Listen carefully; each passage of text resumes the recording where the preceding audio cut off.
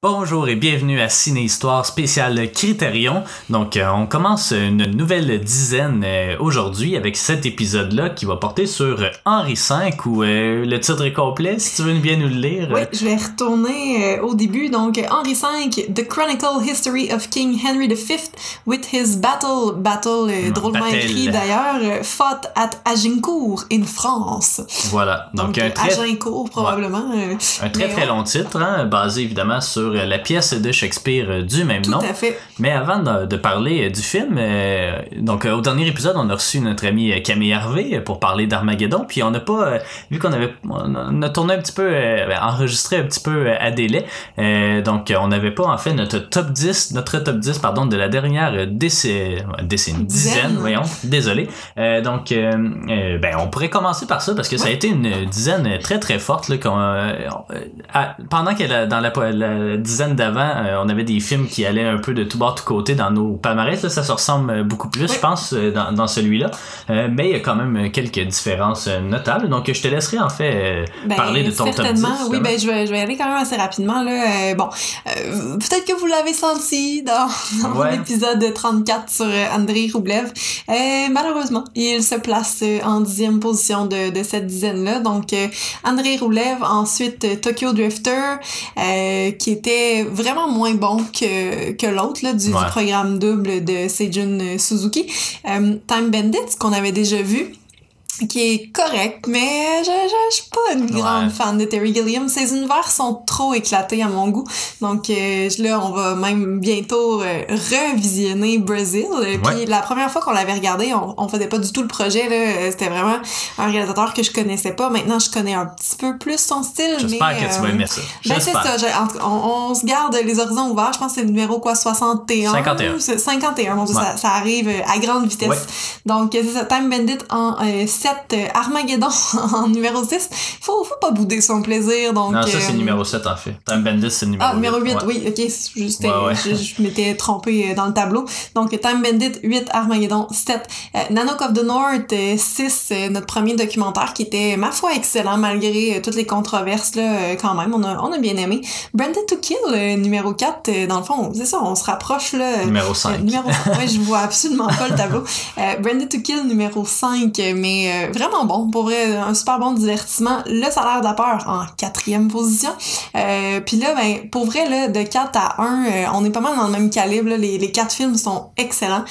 Donc, le salaire de peur, Oliver Twist en 3e position, Great Expectations en 2e, puis Les Diaboliques au numéro 1 de ce top-là.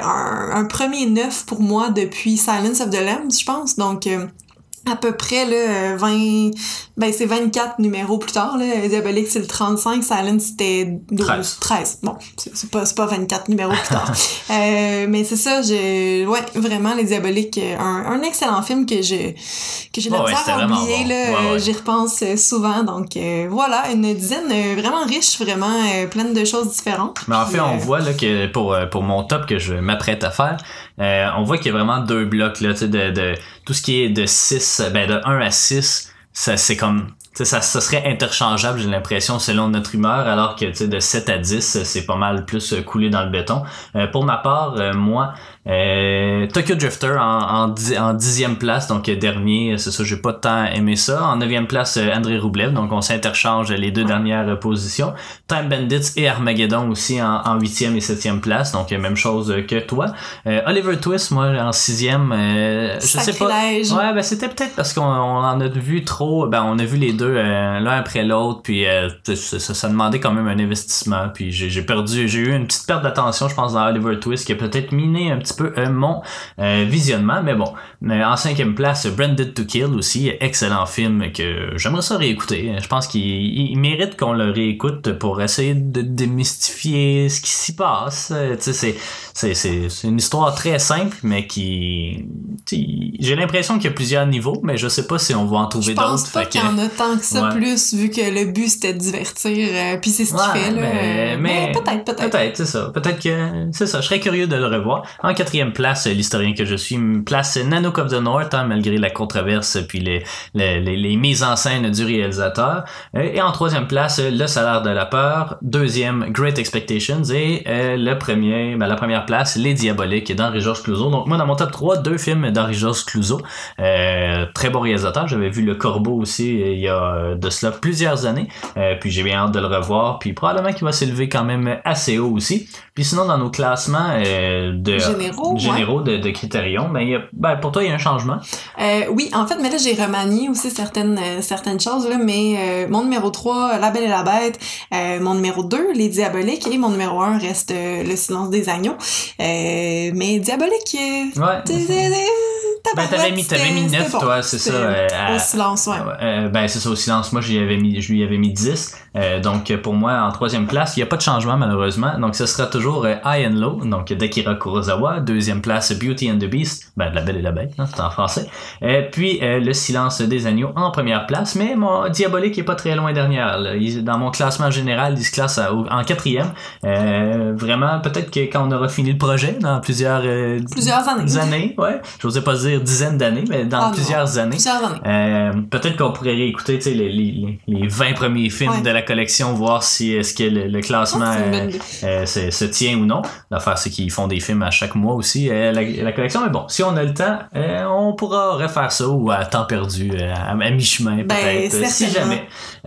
Donc là, Henri V, quelle façon de commencer cette dizaine, hein? Raconte-nous un peu l'histoire derrière Henri V, là. L'histoire notre histoire de visionnement. Notre visionnement. OK. Donc, Camille était des nôtres pour notre premier essai de visionnement, on va l'appeler comme ça. Puis dans le fond, là, c'est parce que Henri V, ça commence dans le Globe à Londres, finalement, en probablement un setting 1500, j'imagine, 1600. Ça commence au Globe, ça commence vraiment... brûle pas les punchs, Non, mais on a vraiment la pièce qui est jouée devant nos yeux dans le théâtre du Globe. Puis je pense qu'ils font comme au moins le premier acte au complet là. Puis c'est long avant qu'on se déplace. C'est un anglais qui est incompréhensible. On n'avait pas de sous-titres. On l'avait écouté sur la plateforme de streaming de Criterion. Puis c'est ça, il y a des films anglophones où il y a des sous-titres, mais il y en a où il y en a pas. Puis celui-là, je pense qu'il aurait bénéficié à en avoir. Il aurait dû en avoir, ça aurait été vraiment plus facile. Puis en même temps, c'est que les seuls mots qu'on comprenait, c'était dauphin puis balle de tennis. Là. Fait que c'est un peu... On comprenait absolument rien. C'est ça, fait que c'est déjà long à s'accrocher dans le fond, puis on l'a arrêté. Mais c'est ça. On a fait le travail supplémentaire plutôt que de l'écouter à demi. On s'est dit on va arrêter ça là. Puis on va essayer de trouver une version avec des sous-titres là, qu'on pourrait au moins lire si on comprend pas. Ce qu'on a fait, puis on l'a réécouté. On avait arrêté à peu près à mi-chemin, donc à peu près à 1 heure. Ben on était sortis du Globe pour se rendre dans un décor. Je vais éternuer. Attention. Et voilà. Vous l'aurez entendu sur nos ondes. Mais non, c'est ça, on l'avait arrêté presque à mi-chemin. Puis là, on l'a recommencé du début. Ça te tentait pas, ça me tentait pas non plus. On l'a fait quand même. Puis on n'a pas plus accroché avec les malheureusement. sous-titres. Je pense que c'est la première fois là, vraiment qu'on abandonne. Il y a André Roublev, là, mais André Roublev, je pense que c'est plus la durée qui nous a découragés, parce que celui-là dure 2h15, là, ce qui est comme... C'est quand même beaucoup, mais c'est pas... ça se fait, ça se tolère. On a fait pire que ça, mais c'est ça. C'était bizarre. C'est pas une expérience le fun, là. On va pouvoir l'approfondir un peu, parce que il y a quand même une belle histoire derrière lui, mais généralement là, c'est un film qui a très mal vieilli, pas à cause des propos nécessairement, mais à cause que c'est un film on va garder ça pour la suite. Tu me rends curieuse. Mais tu sais, parle-nous un peu de la fiche technique, parce que Laurence Olivier, c'est quand même un des plus grands acteurs de son temps. Il a été réalisateur aussi à César, surtout pour Shakespeare. Ben oui, ben c'est ça, là, c'est un point justement qu'on va pouvoir aborder plus tard, là, mais donc fiche technique, réalisateur Laurence Olivier, qui était, c'est ça, acteur principalement, réalisateur aussi. Il y a 3 films dans la collection Criterion, dans le fond, Richard III, Hamlet et et Henri V. Fait qu'on voit que c'est vraiment un gros fan de Shakespeare. En même temps, il est britannique. Donc, tu sais, peut-être que ceci explique cela. C'est l'équivalent, tu sais, c'est ça. Michel Tremblay. C'est ça. Au Québec, tout le monde joue dans du Michel Tremblay. En France, tout le monde joue dans du Molière. Ben voilà. Au Royaume-Uni, tout le monde joue du Shakespeare. Et oui, il a aussi fait Othello, là, une autre Shakespeare, mais qui est pas dans Criterium. Il y en a un, Othello, dans Criterium, mais je pense que c'est celle de Orson Welles. Ben, en fait, il joue dedans. Je sais pas si c'est lui qui le réalise, là, mais il y en a un. On avait vu ça. Il y a des blackface, évidemment, parce que c'est Orson Welles qui joue Othello. Parce que Othello est une grande histoire de racisme. Olivier aussi, il fait un blackface dans les années 60, là, donc voilà. C'est limite. Mais dans le fond, Laurence Olivier, il a quand même une vie intéressante, là. Tu sais, son père était un membre du clergé, puis c'est même lui qui a poussé pour que son fils soit un artiste. Fait que tu sais, c'est pas tant le scénario habituel. Là, d'habitude, c'est vraiment l'inverse. Il y a vraiment beaucoup de résistance parentale, puis là, non, tu sais, puis il y avait absolument aucune expérience dans la famille. Tu sais, mais son père s'est dit, bon, mon gars va être acteur, puis ben c'est un peu ça qui est arrivé finalement. Dans les années 1940, il a été co-directeur de The Old Vic, qui est un théâtre, dans le fond, à Londres. À Londres, oui. Je l'ai vu, il était à côté quand je logeais à Londres. Justement, il était juste au coin de chez moi. C'est malheureusement aujourd'hui, en tout cas, moi, je l'associe beaucoup à Kevin Spacey puis les trucs de coulisses qu'il faisait là-bas. Là. Mais c'est un théâtre très connu, un des plus connus de Londres aussi. Puis il y avait une belle histoire, j'ai lu ça dans des trivia quelconques, de Laurence Olivier puis Alec Guinness, qui était au Old Vic, puis il avait remarqué un tunnel dans le sous-sol, là. En tout cas, je sais pas trop, là, en quelque part dans le théâtre. Puis Alec Guinness a demandé à Laurence Olivier où c'est que ça s'en va, ça? Puis il était comme, je sais pas, on va aller voir. Puis ils l'ont suivi, puis finalement, c'est un tunnel qui passe sous la Tamise, puis qui s'en va vraiment loin, mais ils se sont perdus finalement, parce que c'était comme un labyrinthe en même temps. Okay. J'imagine que ça a été ajouté là pendant la guerre ou quelque chose comme ça. Mais ouais, ils se sont perdus pendant plusieurs heures là-dedans, sans savoir comment. En tout cas, j'avais lu ça dans les trivia, là. Mais c'est bien parfait. Mais donc, c'est ça, au Old Vic, dans le fond, ils vont monter Richard III, ils vont monter Édipe, tu sais, c'est ça, un grand fan, là. Après, en 1973, il va aussi fonder le National Theatre à Londres, toujours. En 1937, The Old Vic vont mettre sur pied Hamlet, puis dans le fond, le plan initial, là, c'était de la jouer au château de Elsinore. Puis finalement, à cause qu'il mouillait, il a fallu qu'il se déplace là, dans une espèce de salle de bal d'un hôtel qui était pas loin. Mais depuis cet événement-là, 1937, la tradition veut que Hamlet soit toujours joué à ce château-là, donc le château de base, là, Elsinore, puis il y avait une couple d'acteurs là, britanniques qu'on connaît là, qui ont joué justement Hamlet là-bas. Laurence Olivier est aussi connue pour une aventure amoureuse qu'il a eu avec Vivien Leigh, qui est l'actrice dans Gone with the Wind. Ouais, exactement. Mais ça c'est particulier aussi. J'ai lu beaucoup sur le sujet là, parce que Vivien Leigh, plus tard, elle a développé un trouble bipolaire puis des trucs comme ça. Là, donc elle avait une maladie mentale. Puis elle voulait pas, parce qu'ils ont été mariés en fait. Là, puis elle voulait pas divorcer de lui, mais les deux s'aimaient plus vraiment, donc ils sont restés chacun de leur bord, mais il y avait des aventures avec tout le monde là, puis apparemment, c'est ça, on sait pas trop si c'est bipolaire ou nymphomane, mais Vivien Leigh a vraiment accouché avec n'importe qui là-bas. Olivier, lui, était un peu plus conservateur, mais bon, je pense qu'il y a des histoires aussi avec Marilyn Monroe là. C'est possible. C'est parce que j'avais lu aussi que Kenneth Branagh, qui est quand même beaucoup relié, Kenneth Branagh à Laurence Olivier, faisait partie des acteurs qui avaient joué Hamlet. Mais c'est ça, mais il a refait aussi Hamlet, il a refait Henri V, Kenneth Branagh, puis il a joué Laurence Olivier dans My Week with Marilyn, qui est aussi réalisé par Kenneth Branagh. Donc c'est ça, mais ouais, c'était une relation très particulière, mais il y a eu 3 femmes en fait. Oui, c'est ça, Vivien Leigh, c'était sa deuxième. Ils ont été ensemble quand même 21 ans, je pense, mais tu sais, c'est ça, c'est qu'au début, quand ils se sont rencontrés, ils voulaient faire des films ensemble pis tout, mais on craignait des scandales là, parce que c'était des films d'amour évidemment. Donc on a attendu que les deux aient finalisé leur divorce chacun de leur côté, puis après ils ont joué dans des films ensemble. Puis ils ont dit même ils voulaient faire Rebecca avec Hitchcock, puis ils avaient été déçus d'apprendre que c'était pas Vivien Leigh qui avait le rôle titre de Rebecca. Puis là-dedans, dans Henri V justement, c'était supposé être Vivien Leigh qui joue Princesse Catherine. mais parce que dans le temps, je sais pas si c'est encore aujourd'hui comme ça, là, mais dans le temps, c'est ça, tu signais un contrat de plusieurs films avec un studio, puis là, c'était pas le même studio, puis c'est Selznick, je pense, un producteur quand même connu d'Hollywood, qui possédait ses droits, puis il a pas laissé Lee jouer dans le film, donc puis à cause de ça, Lee a plus jamais fait de film avec Selznick par la suite.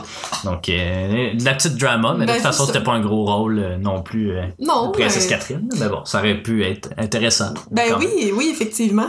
Henri V, justement, c'est son premier film qu'il a réalisé parce qu'il était vraiment plus au théâtre là, avant. Donc, Henri V, son premier. Son deuxième, c'est Hamlet, puis il va aussi prendre le premier rôle dans Hamlet.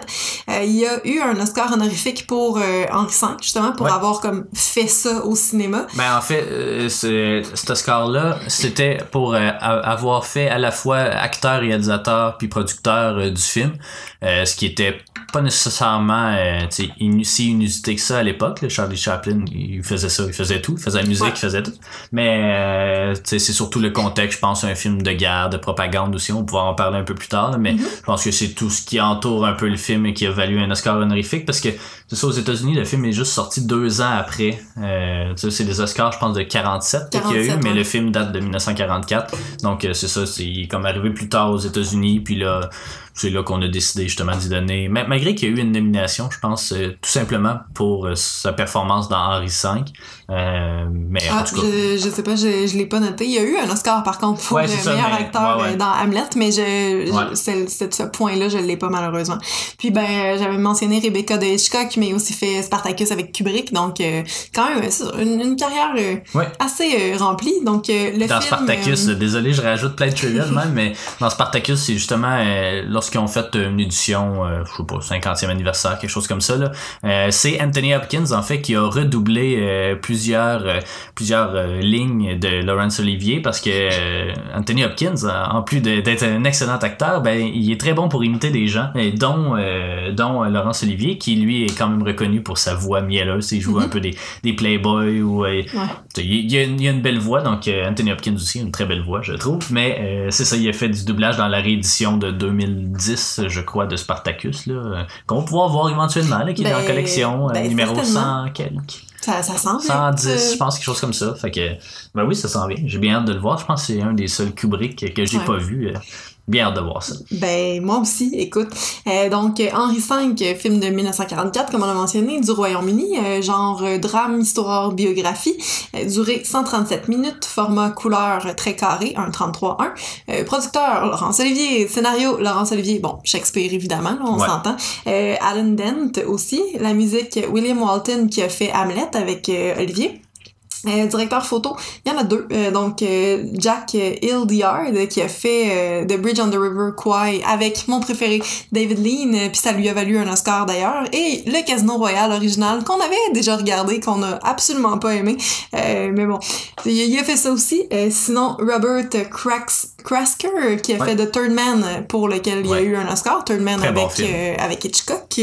Non, c'est Carol Reed, mais c'est avec Orson Welles en fait. Orson Welles, oui, c'est ça. Non, j'ai comme confondu. Et Brief Encounter, toujours avec David Lean. D'ailleurs, on va peut-être l'acheter, là. Ça s'en vient. Peut-être, il y a une vente aujourd'hui. Bon, on n'aime pas ça mettre du temps dans... C'est ça, là. C'est pour ça que je te regarde avec ces yeux-là. Non, je sais, mais on va peut-être se laisser tenter par quelques critérions. Là. Il y a une vente équivalente à celle de Barnes & Noble, là, qui est le distributeur, disons, le plus commun aux États-Unis des films Criterion. Donc, on va peut-être s'acheter quelques-uns des films là, à suivre dans les prochains épisodes. Là, David Lean, on devrait s'acheter on devrait acheter les gros épiques. Là. Moi, j'ai Laurence d'Arabie en cassette là, chez mon père. Sûr. Mais en plus, Laurence d'Arabie, c'est le film préféré d'un autre réalisateur que j'aime beaucoup.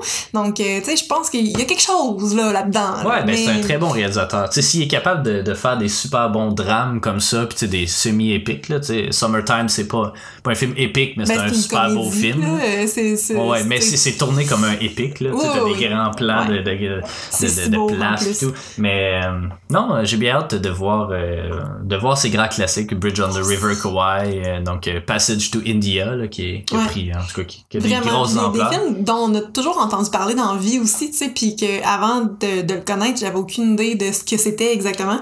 Mais là, pour vrai, ça fait 3 qu'on voit, là, puis... Ouais, puis Brief Encounter aussi, même si on se l'achète, là, c'est le numéro 76, je pense, dans la collection. Donc, rapidement. Ça va venir très moins rapidement. vite que Brazil, là. C'est ça qui l'a mis un peu, qui l'a fait connaître. possible, Brief Encounter, là, c'est 45, je pense. C'est 45 ou 46, c'est la même année que Great Expectations, donc une petite année. Hein? Ben, c'est ça, là. Montage, Reginald Beck qui a fait Hamlet. Décor, Paul Sheriff. Costume, Roger First qui a fait Hamlet. On parle d'un budget de 2 millions. Dans le fond, c'est le film britannique qui coûtait le plus cher là, jusque-là, finalement, qui était 500 000 livres à l'époque, 2 millions. Non, ouais, mais je non, sais pas trop. Je sais que, je sais pas c'était quoi le taux de change à l'époque non plus, là, mais je pense que le 2 millions c'est américain, là, vraiment. Ah, c'est possible, ouais. Puis, nominé à 4 Oscars, ce film-là, donc meilleur film, meilleur acteur, décor pour les films en couleur et musique. Mais ça disait, en fait, c'était particulier, là, ça disait musique pour les films drame ou comédie. Donc là, on a juste coupé ça court, nous, à musique, là, mais bon. Ouais. Donc voilà, l'édition Criterion, pas grand-chose. Commentaire audio par un historien du cinéma, Bruce Eder. La bande-annonce, évidemment, toi t'adores ça, quand il y a une bande-annonce. Une chronologie de la royauté en Angleterre, dans le fond, ce qui peut être quand même intéressant. Des photos du set de la production, puis des sous-titres en anglais. Sous-titres qu'on aurait donc aimé avoir pendant nos deux. On les a trouvés quand même. Là, mais pendant un visionnement, mais bon. Ouais, voilà. Mais de quoi ça parle? Ouais, de quoi ça parle? Si vous avez lu la pièce de Shakespeare, il y aura pas beaucoup de surprises, mais pour la plupart des gens qui ne l'auront pas lu, parce que on s'entend que c'est pas une pièce très connue non plus de Shakespeare. Toi-même, je pense que avant de commencer le film, tu savais pas que c'était une pièce de Shakespeare. Ah non, mais en même temps, je suis pas tant, je veux dire, j'aime beaucoup, tu sais, la mythologie, j'aime Shakespeare en tant que, tu sais, c'est en amour, non mais j'aime le nom, tu sais, je veux dire, j'aimais ça quand j'étais plus jeune, tout ça, mais non, effectivement, je savais pas, mais en même temps, je peux pas m'appeler la plus grande fan. Ouais, mais tu sais, en même temps, on sait que le roi Lear ou oui. Hamlet, Othello. C'est ça. Roméo et Juliette aussi, ça a l'air que ça existe. C'est connu, mais tu sais, c'est ça. Henri V, c'est vraiment pas la première pièce à laquelle on pense quand on parle de Shakespeare. Puis moi, je suis pas du tout un fan de Shakespeare. Pour vrai, là, j'haïs ça. Toi qui disais que High and Low, oui, mais j'aime sa construction, puis tu sais, j'aime mieux les films qui réadaptent, disons, les principes de base des pièces de Shakespeare, mais je suis vraiment pas un fan du vieil anglais, puis tu sais, du théâtre classique, même du Molière. Molière, ça peut être comique des fois, là, Shakespeare, c'est plus rare, c'est quand même plus dramatique que comique, mais tu sais, pour vrai, là, du théâtre avec du vieux français, du vieil anglais, je suis vraiment pas un fan. Mais bon, de quoi ça parle? Tout est à peu près dans le titre, là, je te dirais. C'est essentiellement le roi Henri V qui s'en va en France. Exactement, à Agincourt, rien de moins. Mais bon, j'ai quand même un petit résumé que je peux vous faire comme ça. Donc, c'est ça, tu l'as mentionné, ça s'ouvre en fait sur un panorama de la ville de Londres en 1600. Une belle maquette, d'ailleurs. Je pourrais en parler un peu plus tard. Puis ça s'arrête, c'est ça, sur le Globe Theatre, donc le fameux théâtre où Shakespeare a pris. C'est pas lui qui l'a fondé, mais en tout cas, c'est où je me suis assis devant, parce qu'il y a un Starbucks maintenant en avant. Puis là, je me suis assis dans une chaise Adirondack avec un café Starbucks et je regardais le Globe sans refaire absolument rien à Londres avec mon petit vélo Bixi que je venais de me prendre pour la journée. C'était un moment magique. Écoute, hein, c'est donc beau la mondialisation. Hein. Shakespeare, ça, j'aurais jamais attendu est-ce qu'on puisse boire un pumpkin spice latte en face de Globe. C'était pas ça que je m'étais pris, mais... donc, c'est ça, au Globe Theatre, puis on voit, en fait, l'auditoire se préparer à prendre sa place, parce que c'est ça, comme tu l'as mentionné, la pièce s'ouvre sur la pièce, littéralement, là, donc, voilà. Puis... on voit la pièce s'ouvre sur le chorus, je sais pas. C'est le gars en fait c'est ça, en faisant mes recherches là, le chorus là, c'est le gars qu'on savait pas trop si le rôle était écrit. C'est un narrateur, c'est quasiment les didascalies, c'est quasiment, tu sais, c'est quelqu'un qui va expliquer le setup de la prochaine scène. On est dans l'antichambre, Henri parle avec son conseiller, nanana, puis il fait ça comme tout le temps quand on se déplace, parce que il y a ça dans le film là, on se déplace du globe à des décors.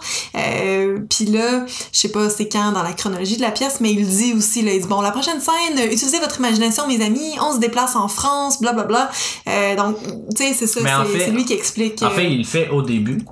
Donc, il demande aux gens d'utiliser son imagination. Puis la pièce, en fait, c'est ça, s'ouvre sur une discussion entre l'archevêque de Canterbury et l'évêque d'Ely, qui discutent en fait des affaires de l'État, puis d'une loi là, qui veut être passée. Puis après ça, Henri, interprété par Olivier, fait son entrée, puis il discute de la France, en fait, puis il reçoit un cadeau du dauphin français, soit les fameuses balles de tennis, ce qu'il considère comme une insulte, là, c'est comme dire qu'il est... je sais pas incompétent, mais en tout cas il est trop jeune ou je sais pas trop quoi. Donc offusqué évidemment, Henri va se préparer à partir en guerre pour réclamer le trône de la France, du royaume de France, qu'il considère le sien. Donc après ça, c'est ça, l'action se déplace du globe, puis on rentre vraiment dans un film avec des décors. Il y a plus d'auditoire ou rien, parce que dans la première partie, c'est un peu comme une sitcom, là, ou une émission tournée devant le public, donc le monde rit, puis c'est ça. Après ça, il y a plus du tout ça. Alors on suit Henri là, qui prépare ses troupes, puis on voit aussi le point de vue français avec le dauphin, la princesse Catherine et tout, puis la fameuse bataille d'Agincourt qui a lieu à peu près à moitié, 3/4 du film, puis elle va connaître l'issue que l'on connaît, c'est-à-dire une victoire anglaise. Puis c'est un des plus grands massacres, là, je crois, de cette époque-là. Donc c'est à peu près ça le film, tu sais, c'est particulier. Il y a plusieurs points forts, je trouve, mais les défauts viennent vraiment miner notre expérience de visionnement. Là. Avant de parler directement du film, on peut parler de ce qu'il y a autour du film. Sorti en 1944, on s'en doute, là, c'est pas mal pendant la Deuxième Guerre mondiale. Ouais. Le film, justement, l'intention derrière le film, c'était de donner du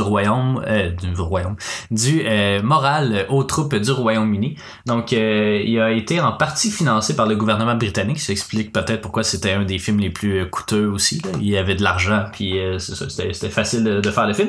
Le film a été dédié en fait aux commandos et aux troupes aériennes britanniques, dont l'esprit de leurs ancêtres a tenté d'être humblement représenté dans ce film-là. Ça, c'est tiré du début, en fait, du film. La sortie du film coïncide avec le débarquement de Normandie aussi.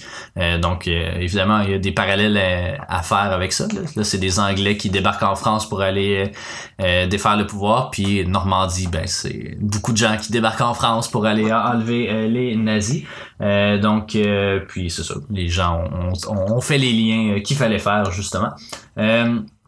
C'est un film qui apparemment, mais là c'est toujours des rumeurs là, mais Churchill, voilà. Churchill aurait demandé à Olivier d'enlever certains passages de la pièce parce que la pièce est pas juste belle et puis puissante comme on la voit dans le film là. Il y a notamment Henri qui pour montrer à quel point il faut pas désobéir aux lois, puis il faut c'est ça, pour montrer sa puissance aussi, qui va faire pendre ou en tout cas décapiter 3 traîtres. Donc ça, on s'est gardé de le mettre là-dedans parce que c'est pas nécessairement ce qu'on a envie de voir quand on est en Deuxième Guerre mondiale. En même temps aussi, j'en profite pour ajouter, c'est peut-être une caractéristique d'Olivier aussi là, le fait de jouer avec le matériel puis de décider qu'est-ce qu'ils font, parce que je lisais justement dans Othello que je t'en ai parlé un petit peu le setup général d'Othello, mais bon, une grosse histoire de jalousie. On a Iago qui veut détruire le mariage entre Desdémone et Othello, fait croire à Othello que Desdémone a une aventure, tout ça, mais qui est absolument pas vrai là. Puis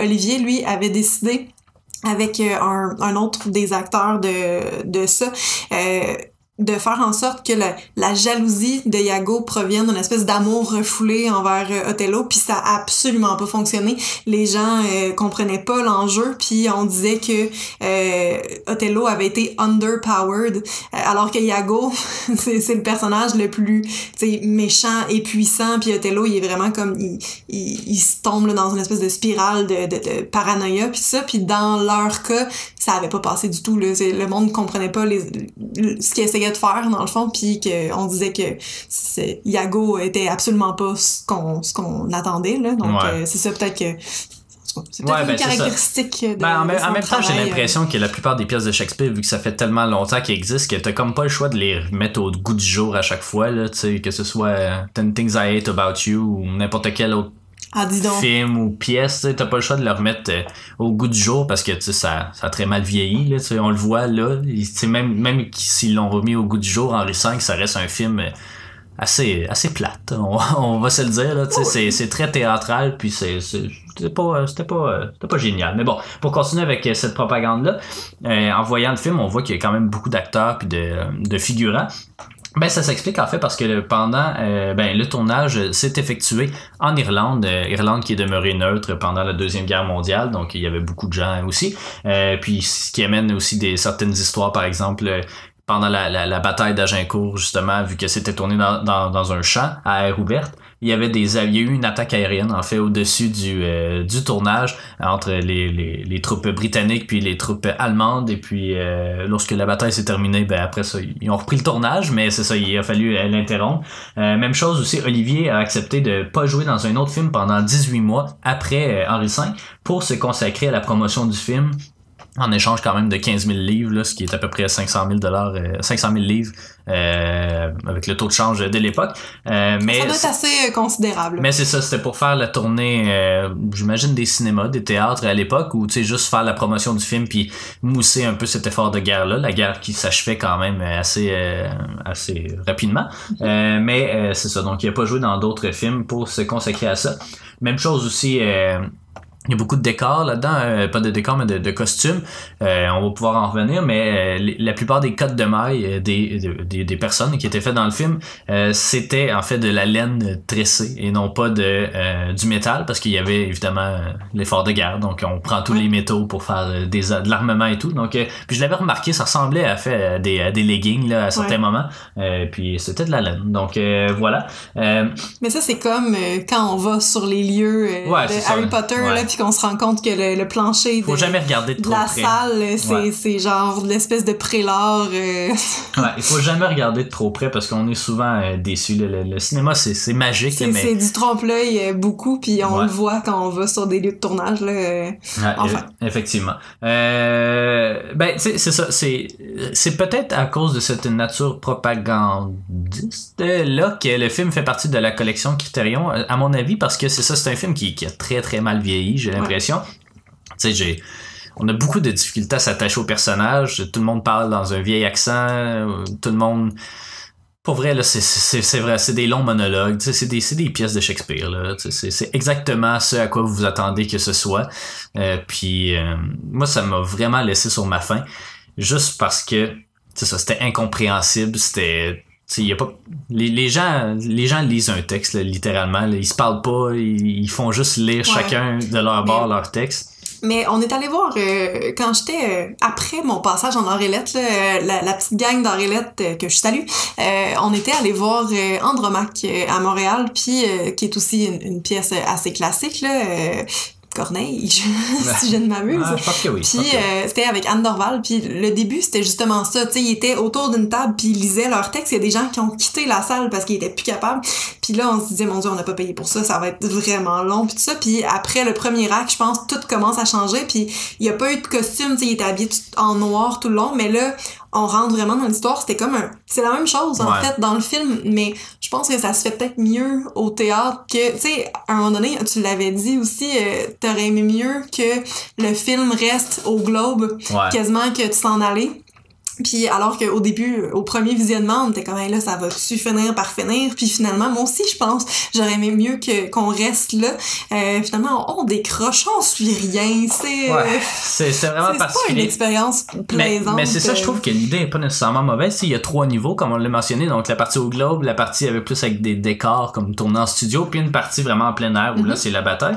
Puis tu sais, dans la première partie, si on les décortique un petit peu, dans la première partie, je trouvais ça cool parce que ça montre vraiment comment la pièce pouvait être jouée au théâtre à l'époque. Ben, à peu près à l'époque, je sais pas, Shakespeare, ça c'est quand, dans l'histoire. Ça devait être ça, parce que au début du film, dans le générique, il y a une espèce de panneau peint, là, pis ça dit, la bataille, présenter telle date, puis après, on a le petit gars sur la scène du Globe qui représente le même panneau aussi, fait qu'on parle de 1600 quelque chose. Mais tu sais, je sais pas si Shakespeare l'a fait en 1500, pis tu sais, j'imagine que ça a été repris à chaque année quasiment pendant... Peu importe, là, mais mon point, c'est que les 3 niveaux, tu sais, au début, c'est quand même le fun, c'est un peu comme si t'étais dans une sitcom, là, il y a du monde qui rit quand il y a des jokes, puis t'aimes ça, toi? Non, j'aime pas ça, mais tu sais, c'est quand même une façon originale de présenter le tout.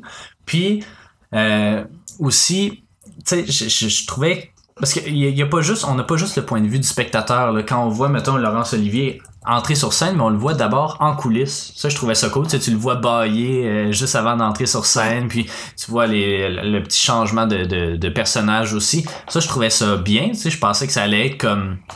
Je sais pas, j'ai pas d'exemple qui me viennent, mais tu sais, mettons Birdman, tu sais, les gens jouent la pièce, mais en même temps, il y a toute une histoire qui se passe backstage que les gens voient pas, mais que toi tu vois. Moi, ça, j'adore ça. Mais comme tu sais, je pensais que ça aurait pu être ça aussi, finalement pas du tout, parce que ça se passe en 1600. Mais tu sais, ça avait des bonnes idées. Là, après ça se déplace dans des décors. Puis là, en faisant un petit peu de recherche, on se rend compte que la plupart des scènes qui sont représentées dans le film, ils sont inspirés de pièces, pas de pièces, de tableaux en fait très connus de l'histoire médiévale. J'ai pas des noms en particulier là. On pourrait, en tout cas, vous pourriez aller voir des images au moment où je vous parle. Mais c'est ça, il y a plusieurs, tu sais. Des tableaux médiévaux, là, c'est souvent la perspective ratée un peu, là. Justement, la forteresse d'un château qui est à peu près haute comme 2 hommes, alors que dans la réalité, ça doit être immense. Les gens qui sont sur la forteresse. En tout cas, il y a plusieurs mises en scène dans le film qui rappellent justement ces tableaux-là. Puis ce que je trouvais quand même assez bien. Puis le 3e niveau, là, c'est vraiment en plein air, là, un peu comme un film traditionnel qu'on se serait attendu, en fait. La bataille d'Agincourt, donc à part l'envolée des flèches qui est un peu... c'était très carré. C'est pas du CGI, là, mais tu sais, c'était des drôles d'effets spéciaux. Mais c'est ça, sinon la bataille, tu sais, c'est une centaine de personnes en chevaux qui s'attaquent dans un champ, donc ça rappelle quasiment des grandeurs nature ou des trucs comme ça, mais c'était quand même intéressant. Puis après ça, on revient au décor, puis on revient au globe. Donc, un bel arc, un beau cercle, en fait.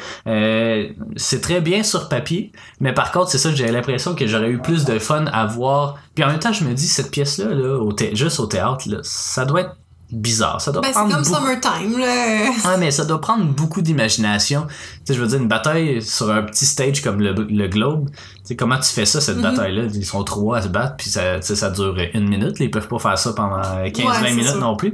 Fait que ça, sur scène, ça doit être vraiment particulier. Parce qu'en même temps, on l'a pas lu, donc tu sais, peut-être qu'à la lecture, il y a des choses qu'on verrait qui seraient on l'a pas lu, mais la personne que je lis assidûment, justement, elle l'avait lu, la pièce, puis tu sais, comme tu sais, c'est loin d'être une des meilleures de Shakespeare, là, pour vrai. C'est pas, chaque personnage est pas tant le fun. Elle fait suite, en fait, une autre pièce de Shakespeare qui est Henri IV. Puis il y a certains personnages qui reviennent, dont Flagstaff, puis tout ça, là. Mais non, moi, vraiment, là, c'est une super belle idée sur papier. Puis on dirait que le rendu est vraiment l'exécution est pas... non. Puis malheureusement, puis probablement que si on l'avait vu en 1945, on aurait été super impressionnés, mais comme... Ça m'aurait donné le goût de la guerre. Ouais. En 2020, là, c'est... Ouais, non, ça a vraiment très mal vieilli. Puis tu sais, il y a encore d'autres bons éléments que je suis capable d'identifier. Par exemple, l'image, la direction photo. Tu sais, c'est un film en couleur. Il est très très beau. C'est super beau, c'est sûr que Criterion a fait un petit travail de restauration ici. Mais... en fait, le film utilise la seule caméra Technicolor disponible à l'époque au Royaume-Uni, donc c'est pas rien.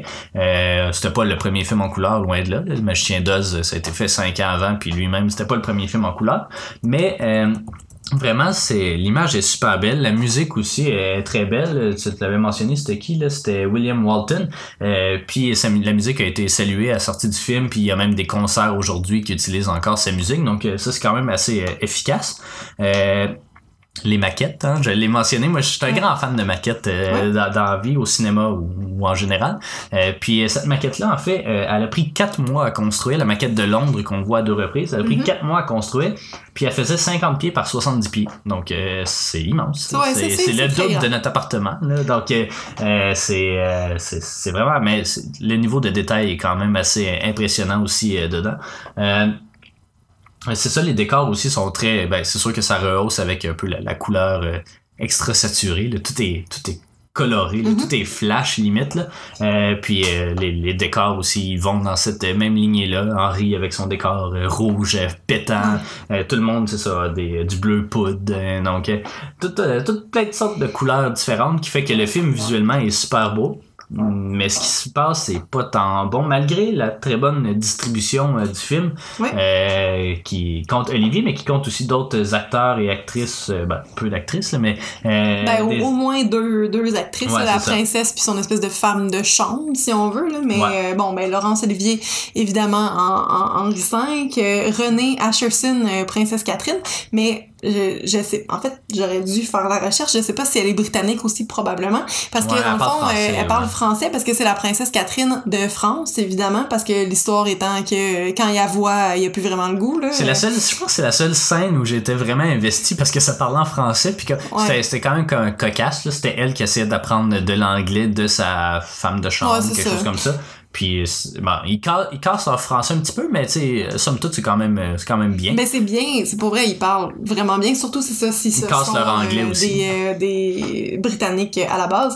Sinon, Robert Newton, qui jouait le Ancient Pistol, dans le fond, qui a joué, j'ai noté dans 2 films de David Lean, de Happy Breed et Oliver Twist, il jouait le rôle de Sykes dans Oliver Twist. Il y avait Leslie Banks qui joue le chorus, justement, qui fait The Most Dangerous Game et The Man Who Knew Too Much, donc qu'on va voir. The Most Dangerous Game qui est en fait dans 2 numéros, je crois, 2 ou 3 numéros. Oui, c'est ça, qui s'en vient super rapidement. Puis The Man Who Knew Too Much, on l'a. Avec Hitchcock, on l'a, avec Peter Lorre, puis ça vient un peu plus loin, par exemple, je pense, dans la collection, là, mais ouais, c'est ça, Alfred Hitchcock, 1934. Mais en fait, Hitchcock a refait ce film-là aussi aux États-Unis, en 50 avec James Stewart, je crois. Ouais, ça, j'ai hâte. J'ai hâte à tous les Hitchcock, là. Il fait pas de mauvais films, là. Il fait des films à la limite moyens, là, mais des mauvais films, j'en ai pas vu. C'est ça, là. Sinon, Félix Elmer, qui joue l'archevêque de Canterbury, dans beaucoup de pièces de Shakespeare adaptées au cinéma, notamment, justement, Hamlet, avec Laurence Olivier. Robert Elfman, qui joue l'évêque d'Ely, qui va jouer dans The Red Shoes, donc on va voir dans quelques numéros numéro aussi, 44. dans la même dizaine. Puis dans Chili Chili Bang Bang, que j'ai noté parce que tout le monde connaît ça. Personne l'a vu, mais tout le monde connaît le titre au moins. Léo Guen, le constable de France, qui jouait dans Moby Dick, puis qui a été nominé pour acteur de soutien pour Quo Vadis en 1951. Quo Vadis, ouais. Harcourt Williams, le roi Charles VI de France, qui a joué dans Roman Holiday. Russell, écoute, je pense que c'était le père de la princesse, il me semble, dans ce que j'avais, mais bon. Russell Thorndike, le duc de Bourbon, qui jouait dans Othello avec Laurence Olivier. Francis Lister, le duc d'Orléans, et Max Adrian, le dauphin. Donc, tu sais, une distribution qui a fait autre chose, mais que pour vrai, ils sont tous restés dans du Shakespeare, comme à peu près tout le monde aussi. Puis justement, parlant de Shakespeare, on raconte en fait que Henri V, c'est la première adaptation de Shakespeare qui a été appréciée à la fois du public et des critiques à sa sortie. Sa sortie d'ailleurs, au Royaume-Uni, il va rester en salle pendant 11 mois, puis aux États-Unis, ça, il va sortir un peu plus tard, en 1946. On s'entend que ça sert, tu vas pas mousser l'effort de guerre américain avec ce film-là, mettons. Fait que ça a sorti à l'extérieur de la Deuxième Guerre mondiale. Eux autres, même, justement, ils ont fait beaucoup de films de propagande, les Américains pendant la Deuxième Guerre, notamment Yankee Doodle Dandy, qui est fait par, je me souviens plus. Mais même Olivier a fait des films de propagande, Parallèle 49 aussi, dont on parlait là, dans sa biographie. Là, exactement. Mais c'était pas au Canada, justement. Il jouait pas un Canadien français dans celui-là. Je pense que oui. Je pense qu'il jouait, parce que ça aussi, ça, en tout cas, je suis pas trop sûr de la source, mais j'avais lu ça, parce que nous, évidemment, au Québec, on était un peu réticents à l'effort de guerre puis à la conscription qu'il y a eu ici, puis ils ont fait un film, justement, avec Laurence Olivier en tant que Canadien-Français pour essayer de mousser notre effort de guerre.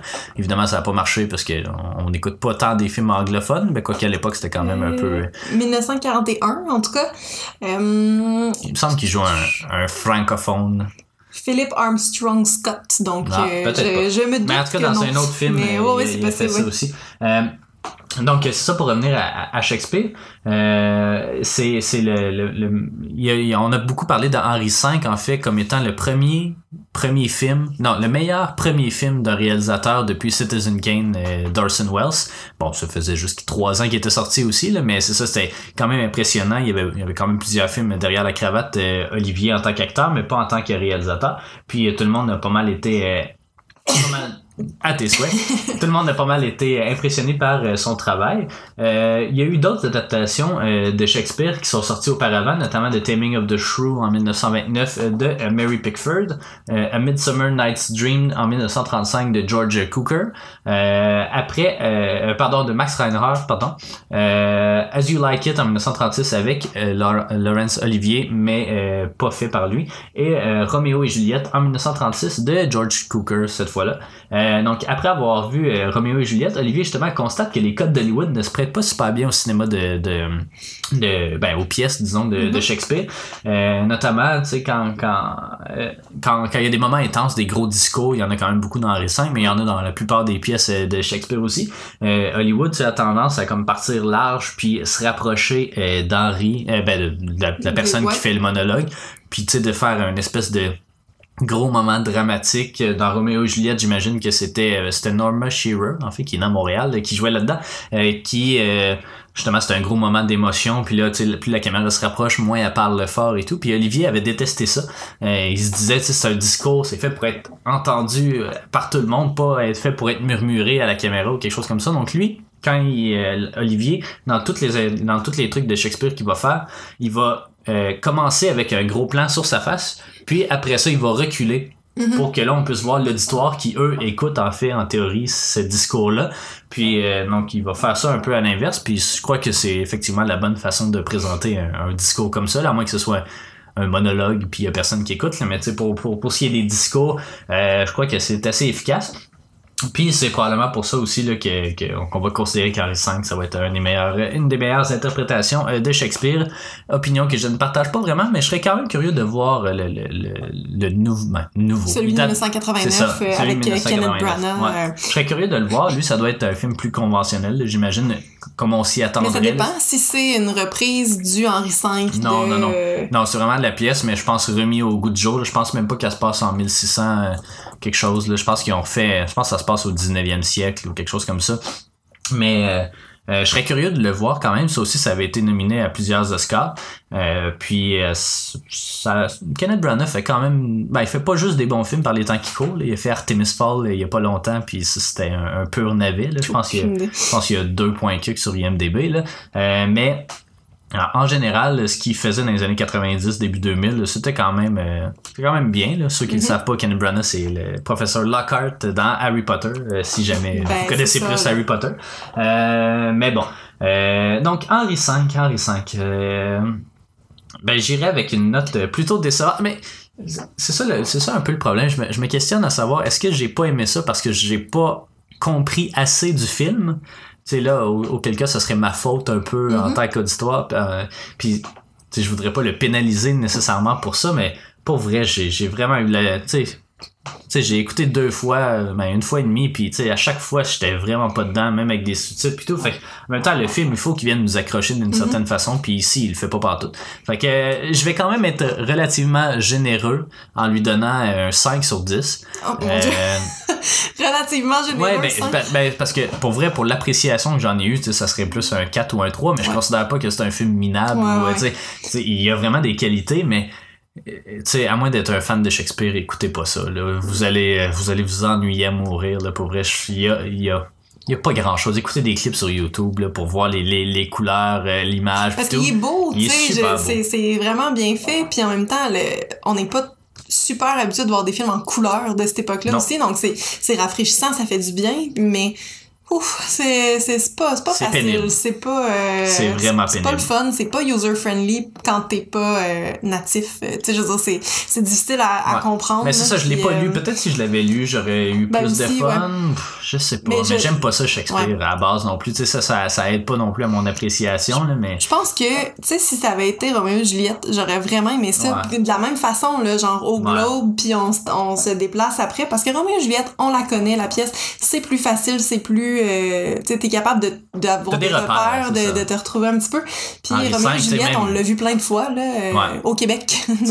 Moi j'ai étudié en histoire, puis tu sais, je suis pas super familier avec la bataille d'Agincourt, ces affaires-là, mais tu sais, je connais un petit peu, mais comme pour vrai, tous les repères que j'avais étaient inutiles ici, là. Pour vrai, c'est vraiment une puis pièce de théâtre. Même Camille aussi a étudié en histoire. Puis elle se passionne justement pour la royauté anglaise. Mais c'est ça, puis c'est elle qui, pendant le film, a fait bon, là, je vais aller voir le résumé de la pièce sur Wiki, parce que pour vrai, on comprenait pas ce qui se passait, puis c'est, tu sais, je trouve ça plate de dire ça à chaque fois, mais non, pour moi non plus, c'est pas un grand succès. Je dirais pas que c'est très généreux de ma part, mais je vais aller aussi avec un 5 qui est dans notre classement un moyen, tu sais, ça reste ça. Je peux pas dire que c'est mauvais non plus, parce qu'il faut quand même le replacer en contexte, comment ça a été fait, comment il est rendu aussi.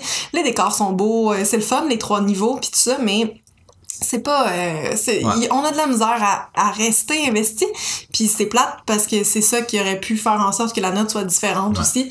Puis malgré la note, pour vrai, c'est quand même de loin le pire film de la collection à mon avis. À date là, jusqu'à présent. C'est pour vrai là, j'ai pas accroché une seconde. Après 10 minutes, j'étais plus dans le film, là. C'est ridicule. Même André Roublev, j'ai décroché, mais après 1h30 ou peut-être même 2 heures, là, c'est pour vrai. Non, là, c'est pas le fun, c'est pas facile. Donc, il y a du cinéma pour tout le monde, hein, aussi, puis ça en prend. Puis il faut voir des films moins bons pour pouvoir apprécier les meilleurs. Je terminerai avec quelques petites références en culture populaire. Il n'y en a vraiment pas tant que ça, là, mais évidemment, il y a eu plusieurs autres versions de la pièce, dont la plus connue en 1989, probablement. On y fait référence dans Yellow Submarine, un film d'animation avec les Beatles. J'avoue, je sais pas à quoi on fait référence exactement. Il y a beaucoup de papier-mâché puis de collage aussi, fait qu'il y a sûrement comme... Puis tu sais, c'est des décors un peu funky aussi, fait que je serais curieux de le réécouter, voir où est-ce que je peux trouver cette référence-là. On en parle aussi dans The World at War, qui est un gros documentaire sur la Deuxième Guerre mondiale, probablement qu'on en fait référence au moment de... justement les films de propagande ces trucs-là.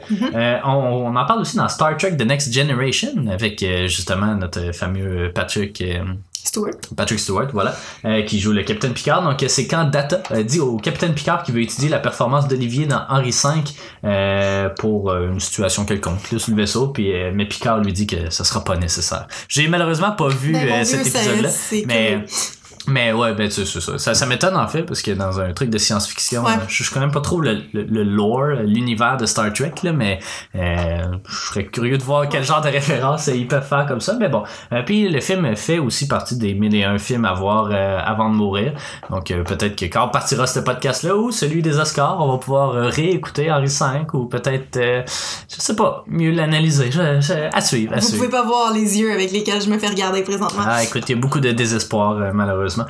Oh, pardon. Donc, c'est ça. Ça serait ce qui conclut l'émission sur Henri V. La prochaine fois, on aborde... Une première? Le premier d'un type X dans la collection, qui est une mini-série, dans le fond, de 6 épisodes. Ça se nomme Fishing with John, et c'est très difficile pour moi de le faire sans chanter la chanson. Ouais. On essaiera de mettre l'extrait dans la prochaine vidéo. On sait pas si YouTube va nous bannir pour droit d'auteur, là, mais c'est vraiment une chanson particulière, mais l'émission aussi est très particulière du début à la fin. C'est un peu Comedians in Cars with Coffee, ou Getting Coffee, pardon, avec Jerry Seinfeld, ou Carpool Karaoke avec James Corden, mais là on pêche, donc on reçoit des artistes et on pêche, donc c'est... Ça va être très intéressant, donc merci d'avoir pris le temps de nous parler, qu'est-ce que c'est mes réflexes quand je passe du monde en entrevue, donc merci de nous avoir écoutés, dis-je, et puis on se revoit pour le prochain épisode sur Fishing with John.